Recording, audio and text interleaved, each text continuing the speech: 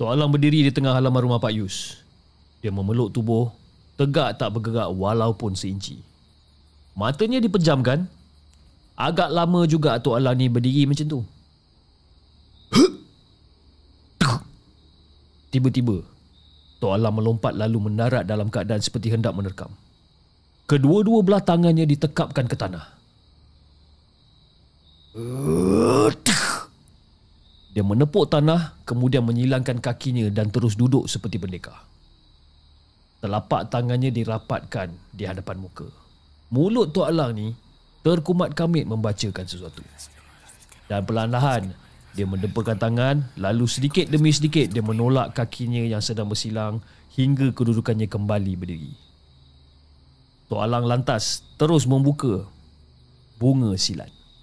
Sekejap dia menumbuk ke kanan, sekejap ke kiri, sekejap ke belakang dan ada kalanya dia melompat. Dan setiap langkah yang dibuka akan dihelakan dengan hembusan nafas.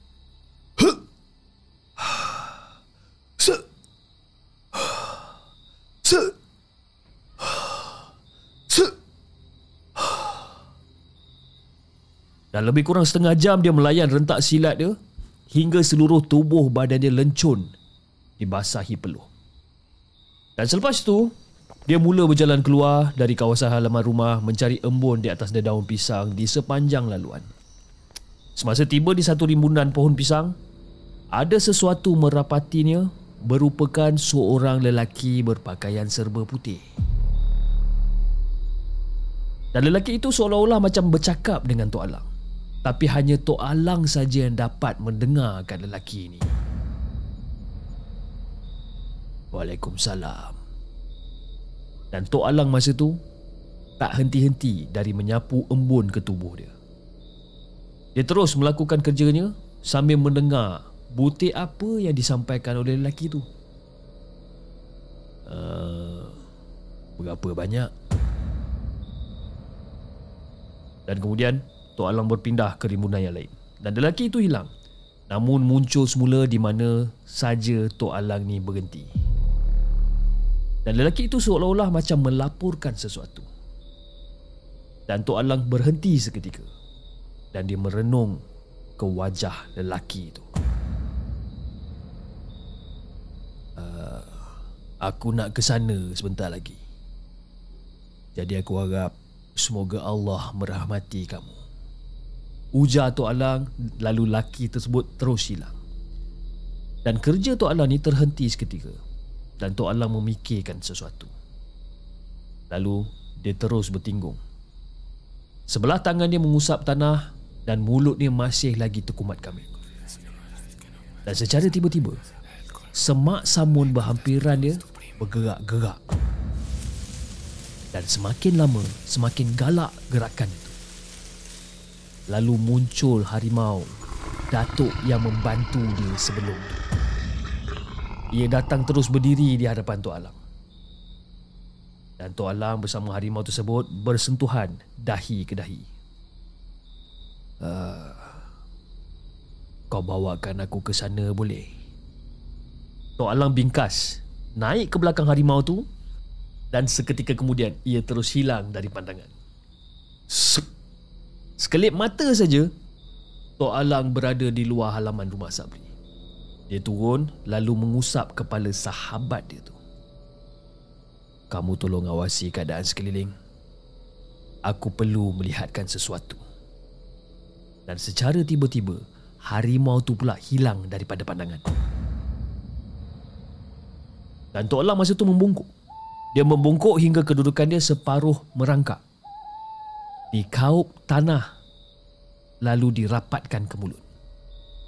Sesuatu yang dibacakan, lantas tanah itu dilemparkan ke arah rumah Sabri. Dan sekali lagi dia menepuk tanah, lantas melompat tinggi ke udara. Lompatan itu membawanya ke rimbunan pokok hiasan yang tak terurus di hadapan rumah Sabri ini. Tok Alang mengambil posisi untuk bersembunyi. Dipetik sehelai daun liar yang agak panjang. Dibacakan sesuatu, lalu dipegang daun itu di hadapan muka. Tujuan Tok Alang adalah untuk menyuruh. Sehelai daun itu cukup untuk membuatkan sesiapa saja takkan mampu melihat di mana Tok Alang sebenarnya. Lantas, Tok Alang menunggu dengan penuh sabar. Dia dapat mendengar suasana yang agak riuh datangnya dari dalam rumah Sabri, seakan-akan berlakunya satu pergelutan. Dan sesekali, Tok Alang akan terdengar gelak ketawa yang amat mengerikan.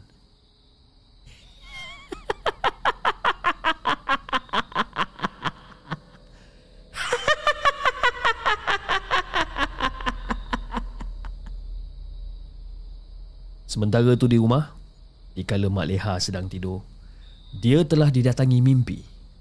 Di dalam mimpi tu, Sabri datang kepadanya dalam keadaan yang amat menyedihkan.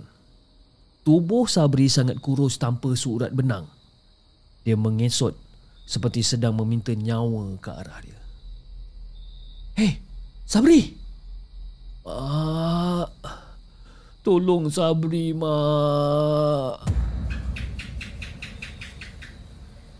Mak Leha berlinangan air mata. Dia terus berlari untuk mendapatkan anak dia ni. Namun langkah Mak Leha ni tersekat. Seperti ada sebuah dinding yang tak dapat kelihatan dari mata kasar. "Mak, tolong Sabri, Mak. Tolonglah Sabri, Mak. Tolong Sabri, Mak."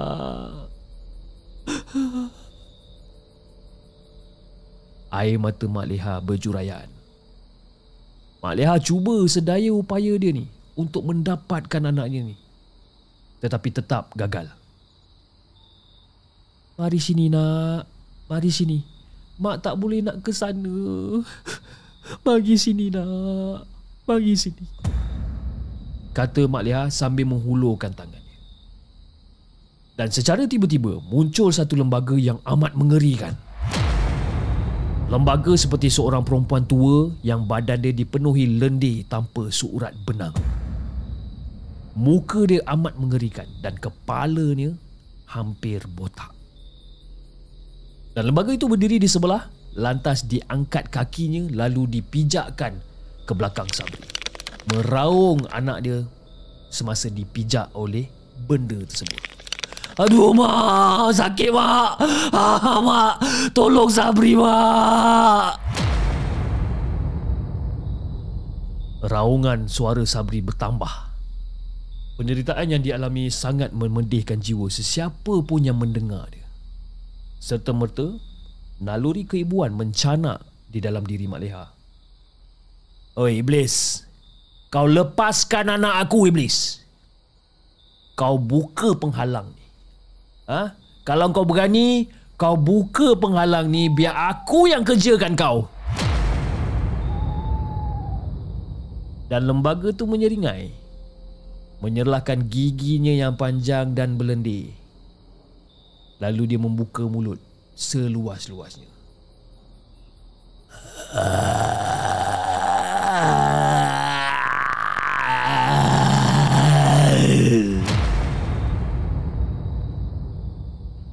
Lembaga tu seolah-olah memekik panjang dengan kuat dia.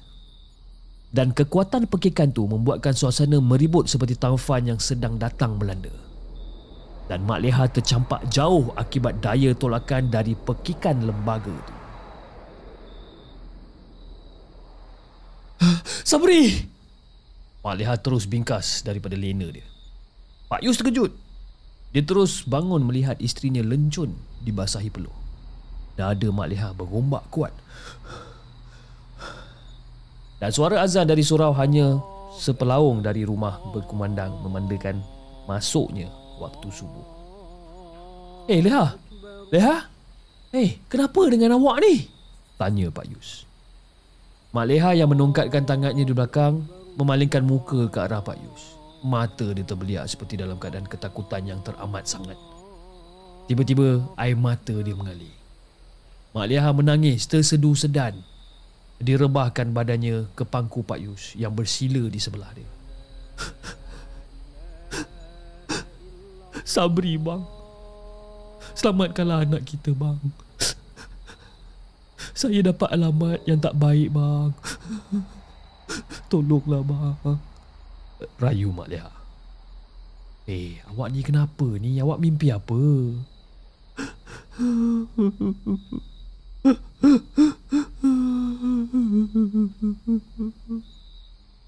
Mak Leha terus menangis tanpa henti dan Pak Yus terus merangkul isterinya untuk duduk. Cuba awak cerita pada saya, apa benda yang awak nampak ni? Jadi, Mak Leha menceritakan apa yang dilihat dalam mimpi. Dan Pak Yus mendengar dengan penuh tekun. Naluri seorang ibu kepada anak bukanlah naluri yang orang kata boleh kita buat main. Apa saja alamat yang dilihat berkemungkinan besar boleh membantu usaha mereka ni. Dan selepas habis bercerita, Pak Yus diam seketika.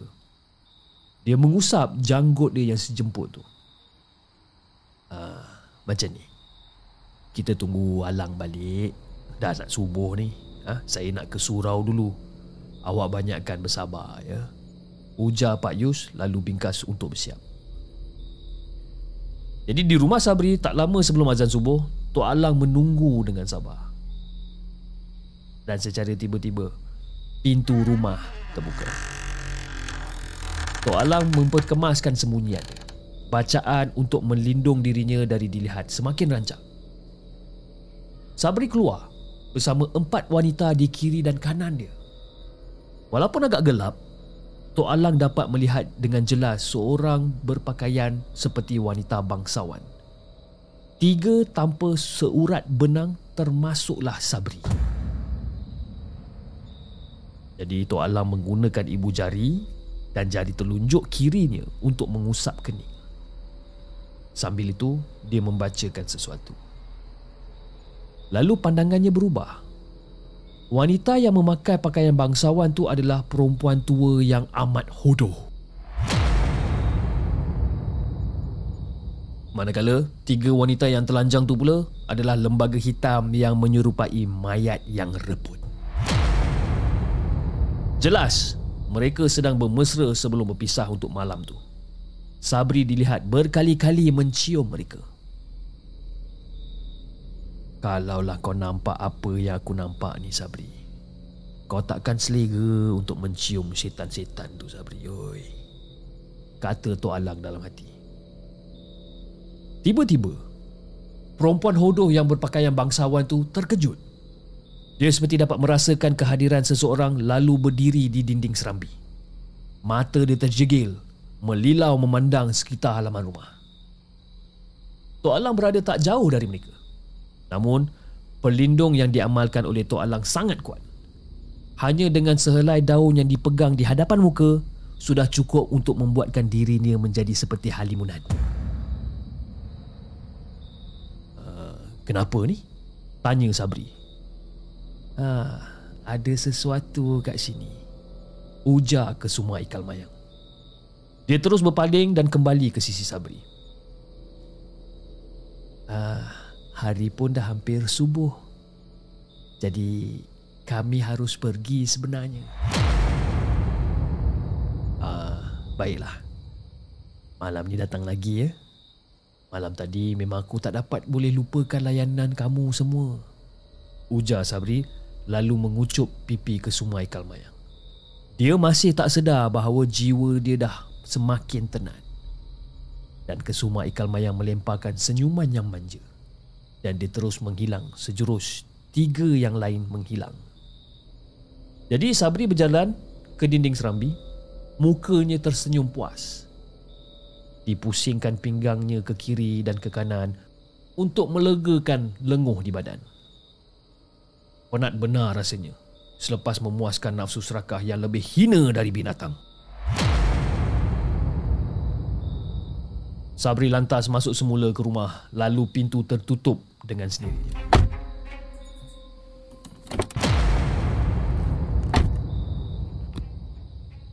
Mak Leha masih lagi menangis terisak-isak di ruang tamu. Dia cuba untuk menenangkan diri namun gagal. Apai cuba untuk memujuk nenek dia supaya lebih bertenang.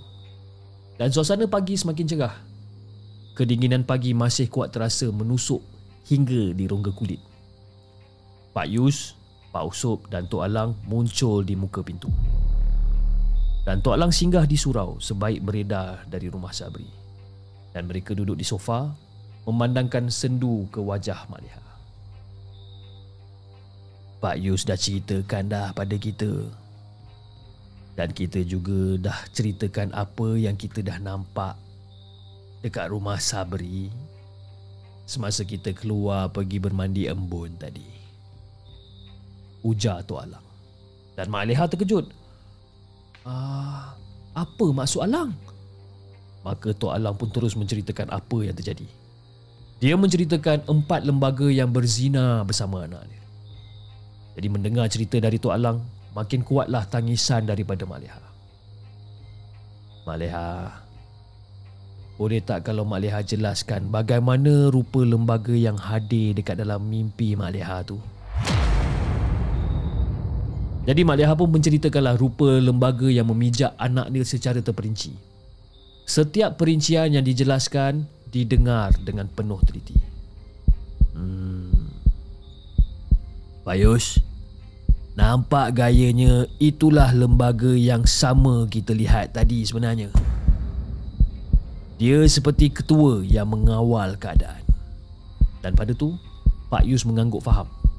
Mak Leha pula masih lagi teresak-esak menangis. Dan Tok Alang menghela nafas panjang.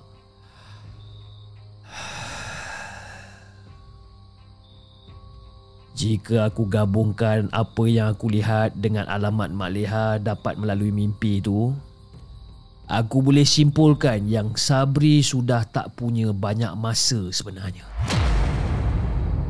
Syaitan tu telah memamah diri Sabri dari dalam. Perzinaan yang dilakukan setiap hari menjadikan diri dia semakin hilang dan berkemungkinan boleh menyebabkan kematian.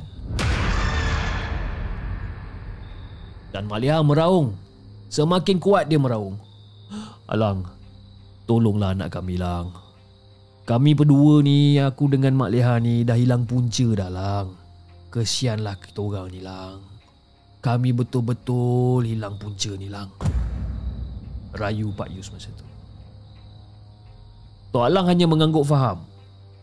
Direnung wajah Pak Yus dan Mak Leha.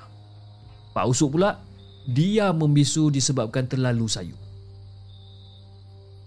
InsyaAllah kita akan ikhtiar. Keadaan Sabri ni adalah seperti telur di hujung tanduk. Kita kena berhati-hati. Jika tersilap langkah, nyawa pasti melayang. Kita tak terlalu risau 3 makhluk yang ada bersama tu. Aku cuma risaukan satu je, yang berpakaian seperti bangsawan tu. Dia adalah syaitan yang mengawal segala-galanya. Nanti aku akan cubalah fikirkan sesuatu ya. Macam inilah. Aku perlu tidur dulu. Berikan aku masa untuk berehat. Janganlah risau. Syaitan tu diseru hanya pada waktu malam aja. Jadi lepas aku dah berehat ni, kita akan melakukan persiapan.